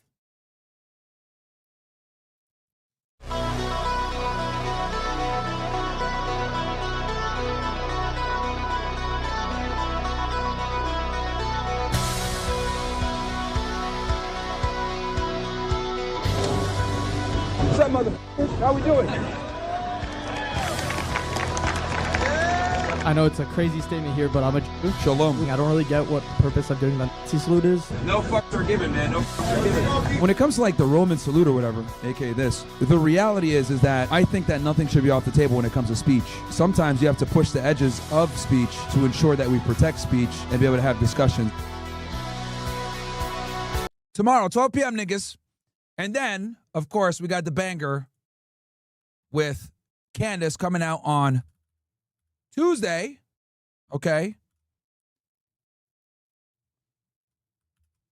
And I've already seen people fucking bitching on Twitter that me and Candace did this collab. The bottom line is I want you guys to get behind Candace because I do think that the censorship hammer is coming. Not because they believe that what they were hearing was actually anti-Semitism or Jew-hating, but to basically silence people. They were threatening people. They need to be afraid of regular Americans like you and me. They Mark Levin losing his fucking mind. Need to be afraid of us. They're going to use everything in their power to come and censor us, but they declared war against us, and I see that it's coming. You think your stupid little podcast is going to change the world? Actually, it will, sir. Like hell it is. Not if I and everybody else have something to say about it. A disturbingly anti-Semitic clip from an extremely Damn, bro, they used the worst pick. popular podcast, Fresh and Fit. On Wednesday, Candace Owens went on an extended anti-Semitic tirade on her show. What made you say, I got to speak up on this? I want to get into heaven. And so the very moment that I know anything is true, I can't tell a lie. People kept saying that Tyler Robinson text messages sound fake. They didn't sound fake to me at all. And again, Candace disbelieves that because she's a lunatic. Nobody is going to emotionally manipulate me and tell me to attack Turning Point would be to attack his legacy. I shared the messages. He was having a ton of visions and was telling me that Turning Point was going to be the death of him. He knew he was going to die young, and strangely knew that I was going to be the only person to defend him.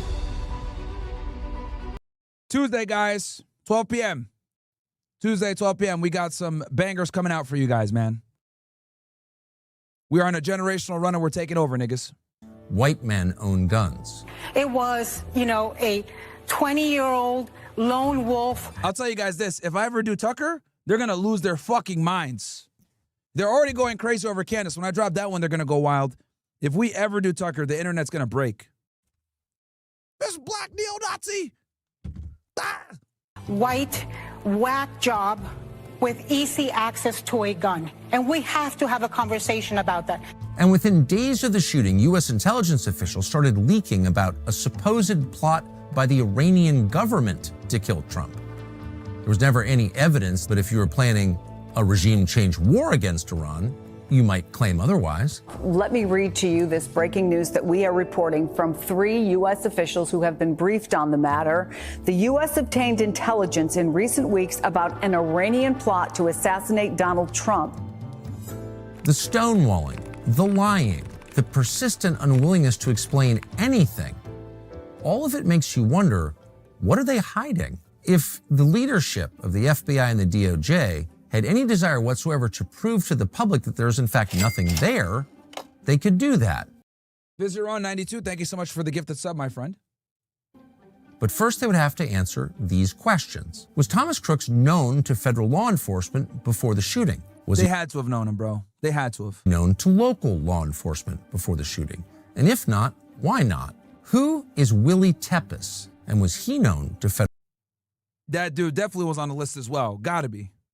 law enforcement? Is Willie Tepes linked to any violent organizations? Is he linked to any governments? And if so, then around the time of the shooting, did the FBI have assets inside those organizations? If Crooks wasn't known to anyone in authority before the shooting, how was he able to post hundreds of violent extremist comments under his real name between 2019 and 2020 without being detected by law enforcement or intel agencies at a time we know they were monitoring social media? Were those comments, including specific assassination threats against specific public officials, ever reported to YouTube? Other users complained about them. Did YouTube know? Why is the FBI telling us that they'll release this information, quote, after the trial, when there is no trial? At least one that we're not aware of, because the main suspect was killed, and then they said that there was no co-conspirators. So it doesn't make sense that there would be a trial or a case linked to Crooks when they literally said he had no conspirators and he acted alone. If he acted alone, that means that there's no other conspirators and there shouldn't be any other trial. So this doesn't make fucking sense. What? Why did an FBI agent from the Technical Hazards Response Unit, As usual, the FBI creates more questions than answers. hose down the crime scene the day after the attack? That seems very strange. What happened on the roof of the American Glass Research Building for the 10 seconds after Crooks' last shot until he was killed by the Secret Service? Does the FBI have surveillance footage of Thomas Crooks' shooting that day? Was the FBI present at the medical examiner's autopsy? Are there still blood samples? Can they be examined by outside authorities? When Congress demanded the autopsy, did the FBI restrict what the examiner could tell the Congress? When the FBI That's weird too. cleared the coroner to release Crooks' body for cremation, did they keep tissue samples, brain tissue samples, spinal cord samples, or spinal fluid samples? Law enforcement sources told us that in a typical investigation in a crime of this nature, it would be normal to preserve all of that, those samples. If the FBI didn't, why not? And who made that decision to destroy what could be critical evidence in an attempted murder case? FBI agents went to the same gun range that Thomas Crooks was using. Who were those agents, and did any of them at any time have any contact with Thomas Crooks? Who did he train with exactly, and why can't we know? Was Thomas Crooks taking drugs that might have turned up on the toxicology report, but that weren't listed somehow? On what date specifically did FBI agents stop investigating Thomas Crooks' online presence? Why did the former deputy director of the FBI, Paula Bates, Lots of good questions. suggest to Congress that Crooks was a right-winger when he clearly wasn't? Was the FBI aware of Crooks' public comments before the shooting, many of which are openly violent, that included specific assassination? Yeah, threatening to kill Ilhan Omar. Like what, bro? I don't give a fuck what your political ideology is. You're not gonna fucking, threaten to kill our politicians, dude. Fuck that. And I gotta give Ilhan Omar credit. She was out Europe somewhere in NATO, and somebody said something disrespectful about Donald Trump, and she said, "You're not gonna disrespect our president in front of us," right? So regardless of our, political disagreements here domestically, we are still one country and we must defend one another regardless of political ideology. So I give her credit for that. I think, who was the chick that revealed this? Anna Paulina Luna, right? Who has no incentive really to tell, to say anything that would benefit Ilhan Omar because they're political opposition. But I give her a lot of respect for that, where even though she doesn't like Donald Trump and they said horrible things about each other, when a foreign national went ahead and said something negative about Trump, she said, "You're not going to talk shit about our fucking president, okay? You're not going to disrespect them in front of me." So shout out to her, for standing up for the president. Someone said that's bullshit. Well, you're low IQ and you're stupid. It's actually very true, because Luna has no fucking reason to say that at all, okay? She's a Republican, and her and Ilhan Omar do not really like each other. Attempts involving public officials. Who was Thomas Crooks in communication with in the days before the attack? What does his burner phone show? And in fact, why did he have a burner phone and encrypted foreign email accounts? Who are the government officials trying to link Iran to the shooting? Why did the FBI suggest that he had no digital footprint in the first place when the FBI had a great deal of evidence, hundreds and hundreds of comments from his digital activity? And what's on the other? Yeah, JD, you're a fucking retard, bro. I really hate stupid people. Just get the fuck out of my shit, bro. You can banish, nigga. I hate stupid people, bro. Oh my God, niggas are retarded, bro. Holy shit. The problem with the internet a lot of the times is we get like brain dead fucking idiots that everything is a lie, everything is a conspiracy theory, everything is tinfoil hats. It's like, you're fucking stupid, dude. You're just dumb. There's nothing wrong with critical thinking skills, but there's also like a problem with retards, and I hate fucking retards. And we have a lot of them. Okay? Holy shit. Get the fuck out of here, bro. Like, it's not even like intelligent discourse. It's just like stupidity, like max fucking stupidity to just troll and degrade the quality of the fucking conversation, degrade the quality of the chat. Get the fuck out of my shit, bro. Holy shit, man. Niggas are retarded. Other dozen accounts that the FBI clearly had access to. How long had Thomas Crooks been planning to commit an assassination? If there's nothing there, if they and it's always retarded niggas from YouTube chat too, every single time. It's retards from YouTube chat. Tell you this is just a lone nut who gave no indication he might do this, then what is stopping the FBI from at least giving the facts to Congress? Because this active investigation allegedly, which is a whole bunch of bullshit too. If there's nothing there, these should be very easy questions to answer. Now, this video created quite a stir, okay? Because, we're going to watch this. Nope, sorry, we covered this already. So Kash Patel, after this piece was dropped, your boy Kash Patel went on full damage control mode. So he goes, Crooks case overview. Over 480 FBI employees were involved in the Thomas Crooks investigation. Employees conducted over 1,000 interviews, addressed over 2,000 public tips, analyzed data extracted from 13 seized digital devices, reviewed nearly 500,000 digital files, collected, processed, and synchronized hundreds of hours of video footage, analyzed financial activity from 10 different accounts, and examined data associated with 25 social media or online forum accounts. The FBI's investigation into Thomas Crooks identified and examined over 20 online accounts, data extracted from over a dozen electronic devices, examination of numerous financial accounts, and over 1,000 interviews and 2,000 public tips. The investigation, conducted by over 480 FBI employees, revealed Crooks had limited online and in-person interactions, planned and conducted the attack alone, and did not leak or share his intent to engage in the attack with anyone. Okay, Kash, if that is true, then why the fuck are we waiting for a case to finish to get the facts? If that is true, which one is it? Okay? If there is indeed another case that we must wait to come to fruition, right, and get some type of this illegal disposition, then that by definition means someone was linked to Crooks, whether known or unknown, and was a co-conspirator. Hence why you don't want to reveal what's going on. But you're saying here that he acted alone. If he acted alone, why are we waiting for some other case to have a disposition that we don't even know about, by the way? So it doesn't make sense.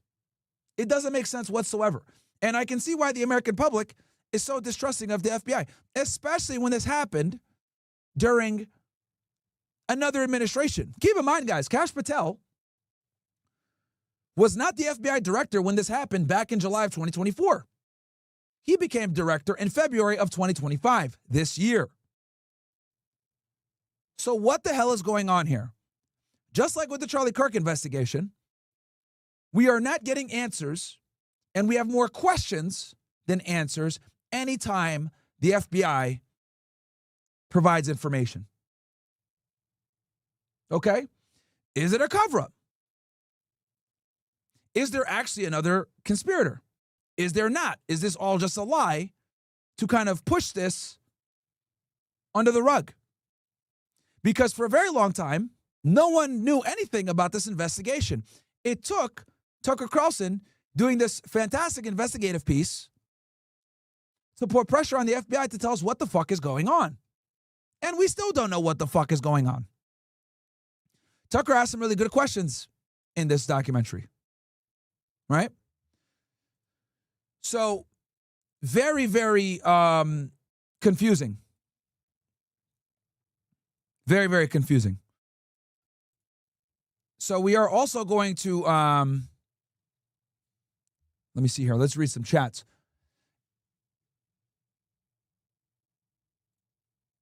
We got here, Isaiah says, hey, Myron, I found a retard J on X post showing a clip saying Tucker should be allowed to interview anyone. Bro calling Nick a neo-Nazi, nothing new. Here's the link. Yeah, I did see that.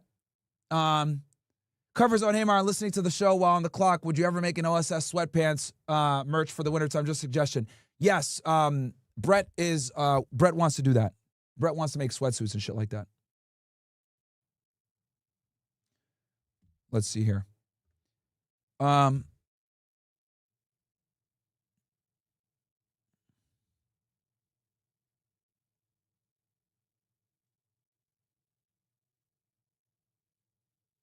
on one sec, guys. Sending something to Bills.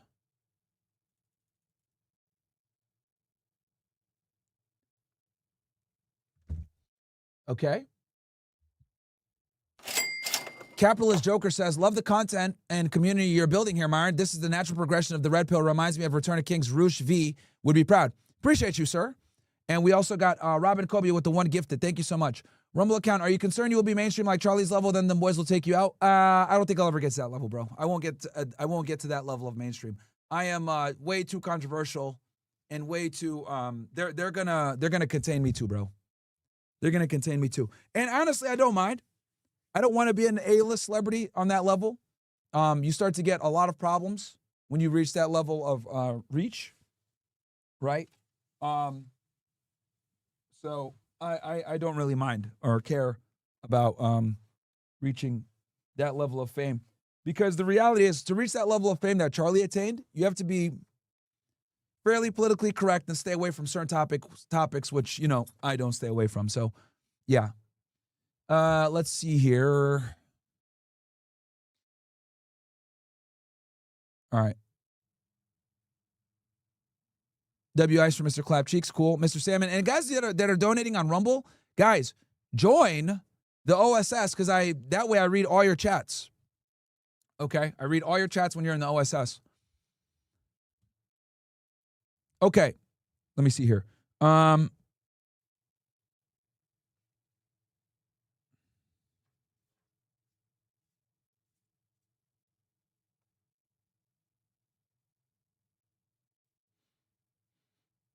Working with Bills right now to get you guys a better experience. Bro, I'm always trying to make this show better, man. Always trying to make this show better for you guys. But what we are going to do is we're going to switch to Party Ninjas. So don't worry, we're not going to get off OS. We're not going to go OSS only on this one. As you guys know, when I stream on the weekends, it's Party Weekend. Okay? We're going to go to Party. So, party.com/MyronGainsX. Okay.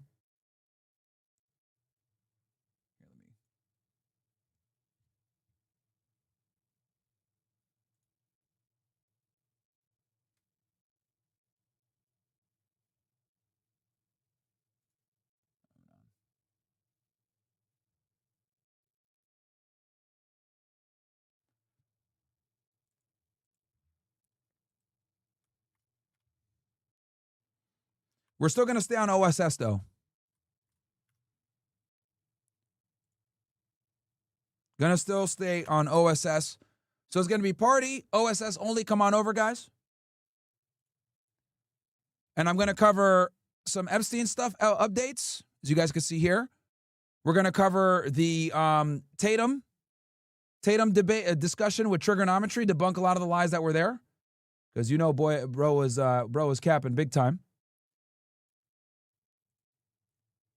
So Epstein, Tatum, going to cover all that and the fallout. So come on over, ninjas. Come on over. Come to Party. Ending the Rumble stream now.